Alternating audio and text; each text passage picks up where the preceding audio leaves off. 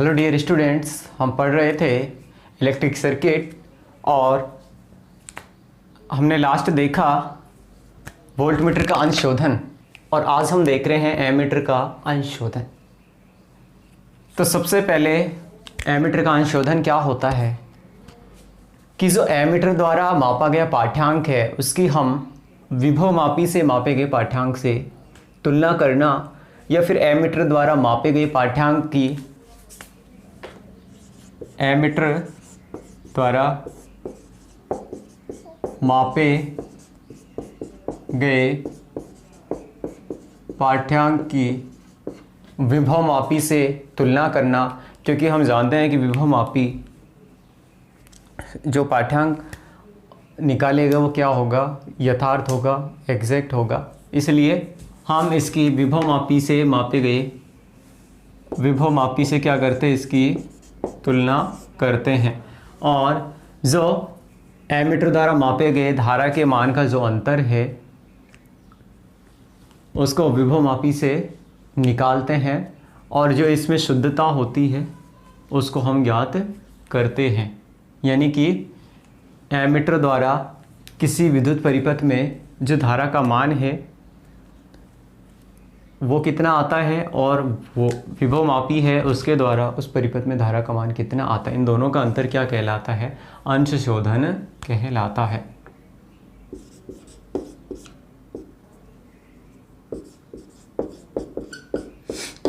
तो इसके लिए मैं सबसे पहले सर्किट की बात कर लेता हूँ कि सर्किट में हम क्या करते हैं कि हमारा जैसा वोल्टमीटर अंशशोधन के लिए सर्किट बनाते हैं वैसा ही सर्किट होता है। यानी कि वही मेरा प्राथमिक परिपथ होता है, बैटरी होती है, कुंजी केवन होता है, धारा नियंत्रक होता है, श्रेणी क्रम में जुड़े होते हैं, ये प्राथमिक परिपथ होता है। द्वितीयक परिपथ में एक हम मानक सेल का यूज़ करते हैं, यानी कि ES मेरा क्या है, मानक सेल है। और ये जो ES का ऋण टर्मिनल है द्विमार्गी कुंजी के टर्मिनल 1 से जुड़ा होता है। और जो तार के उच्च विभव का सिरा है A, यानी कि इससे हम 1 ओम का कुंडली और एमीटर श्रेणी क्रम में जोड़ देते हैं। जो वोल्टमीटर का अंशशोधन में हम क्या करते हैं, रेजिस्टेंस बॉक्स काम में लेते हैं। तो रेजिस्टेंस बॉक्स के स्थान पर हम यहाँ 1 ओम की कुंडली लेते हैं, लिख सकते हैं यहाँ 1 ओम की कुंडली है ये। और वहाँ मैंने वोल्टमीटर का यूज़ किया था, यहाँ मैं एमीटर का यूज़ कर रहा हूँ। और इनके जो निम्न विभव का सिरा है इसको द्विमार्गी कुंजी के टर्मिनल 3 से जोड़ देते हैं। तो सबसे पहले हम क्या करते हैं, इसकी क्रियाविधि देख लेते हैं।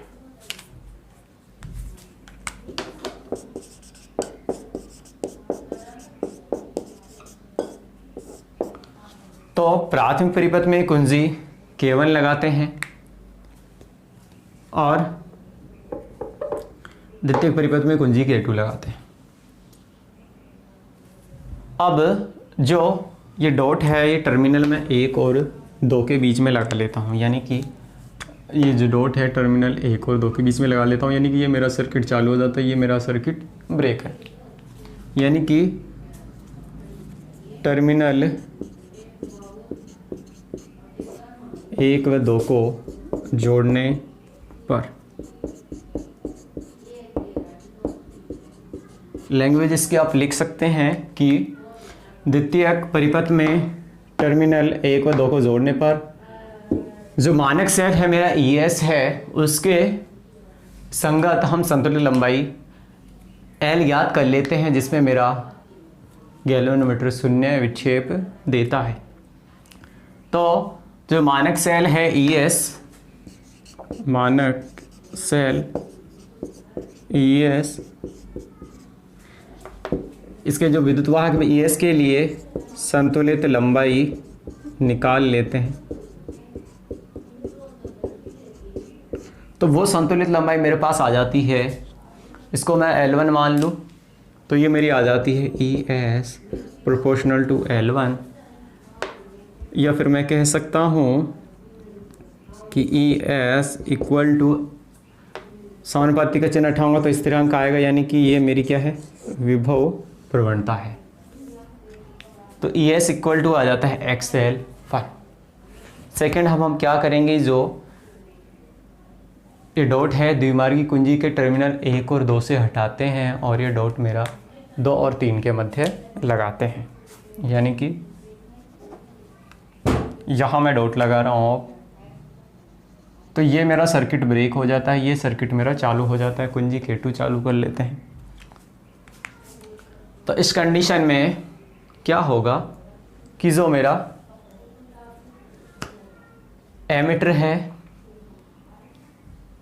और जो मेरी 1 ओम की कुंडली है, तो इसमें हम धारा नियंत्रक से जब धारा प्रवाहित करेंगे तो क्या होगा देखिएगा। तो ये जो 1 ओम की कुंडली है, 1 ओम की कुंडली में जब धारा प्रवाहित होगी तो इस पर जो विभवांतर होगा वो ओम के नियम से क्या होगा, 1 ओम की कुंडली पर उत्पन्न विभवांतर V इक्वल टू क्या होना चाहिए, आई आर होना चाहिए। अब जो ये कुंडली है मेरा, इसका प्रतिरोध कितना माना मैंने, 1 ओम माना, यानी कि R इक्वल टू क्या है 1 ओम। तो V इक्वल टू क्या हुआ मेरा आई, यानी कि जो 1 ओम की कुंडली है, सो 1 ओम की कुंडली है, उसके सिरों पर उत्पन्न विभवांतर कितना हो गया, V हो गया। तो इस विभवांतर V के लिए विभवमापी तार पर हम संतुलित लंबाई ज्ञात कर लेते हैं। मान लो ये कितनी आ जाती है, L2 आ जाती है, यानी कि V के लिए संतुलित लंबाई V इक्वल टू क्या है 1 ओम के लिए संतुलित लंबाई कितनी आई, ये मेरे पास आ गई L2, यानी कि V 1 ohm is proportional to L2, या फिर मैं कह सकता हूँ V 1 Om equal to XL2। अब V इक्वल टू क्या है I, तो यहाँ से मेरे पास क्या मान आ जाएगा, I इक्वल टू XL2, यानी कि ये मेरा हो गया विभव मापी द्वारा मापी गई धारा का मान, यानी कि विभव मापी का पाठ्यांक आ गया मेरे पास I इक्वल टू XL2। अब जो एमीटर द्वारा मापा गया पाठ्यांक है, यानी कि जो धारा नियंत्रक RH2 है, इसमें हम धारा का मान चेंज करेंगे। तो इसके लिए हमें अलग अलग पाठ्यांक आएंगे जिनकी जांच हम विभव मापी से करेंगे। तो मैं मान लेता हूं कि एमीटर का पाठ्यांक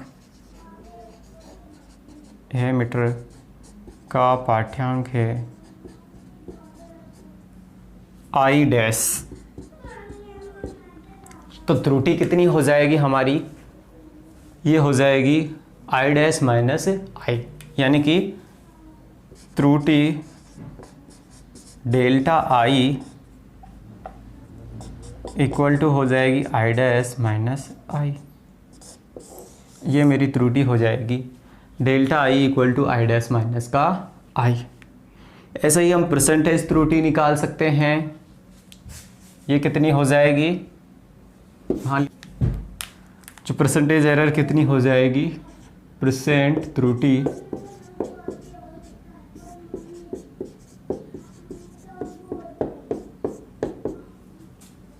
आई डैश माइनस आई अपॉन में आई इंटू 100, ये मेरी हो जाएगी परसेंटेज एरर। अब हम जो विभवमापी के पाठ्यांक और जो एमीटर के पाठ्यांक उसके बीच में ग्राफ खींच लेते हैं।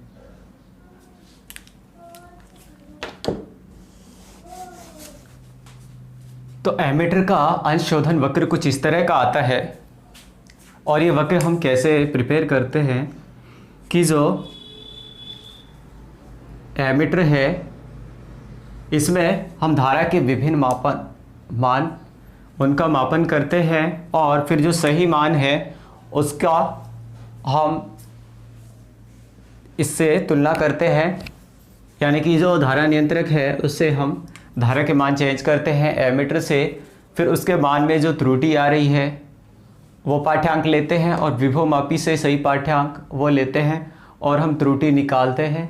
ऐसे हम फिर अलग अलग धारा के मान के लिए जो विभवमापी के द्वारा धारा का जो सही मान है उससे त्रुटि निकालते हैं और इसके लिए हम ग्राफ खींचते हैं, यानी कि जो एमीटर के पाठ्यांक में त्रुटि है, एमीटर के पाठ्यांक में त्रुटि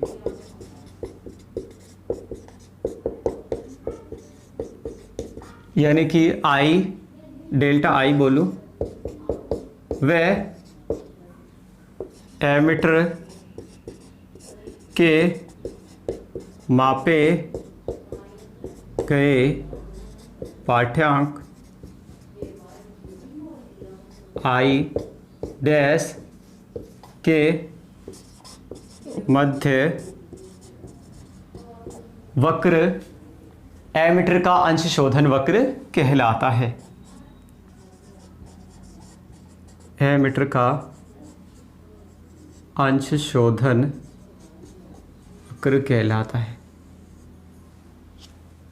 तो ये जो वक्र है ये हमारे पास एक सीधी रेखा में या निश्चित आकृति का प्राप्त न होकर ये हमें जिगजैग के फॉर्म में प्राप्त होता है। यहाँ मेरा जो एमीटर का पाठ्यांक है, यहाँ मेरा एमीटर के पाठ्यांक और विभवमापी के पाठ्यांक का अंतर है, यानी कि त्रुटि है आई डैश माइनस आई। तो हमें क्या निकालना है कि विभवमापी द्वारा जो मापा गया सही पाठ्यांक यानी कि आई का मान निकालना। तो आई में कैसे निकाल सकता हूँ, आई डैश, ये आई डैश इधर आ जाएगा और ये माइनस डेल्टा आई। तो ऐसे हम जो विभवमापी के द्वारा मापे गए सही पाठ्यांक की हम गणना कर सकते हैं।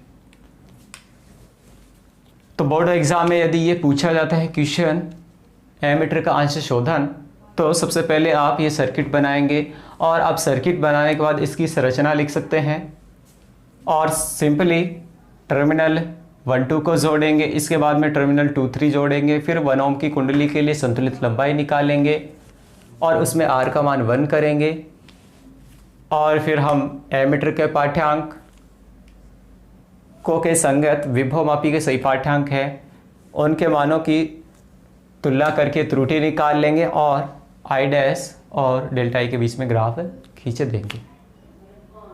तो ये था एमीटर का अंश शोधन वक्र। तो आपने मेरे को पेशेंस से सुना, इसके लिए धन्यवाद।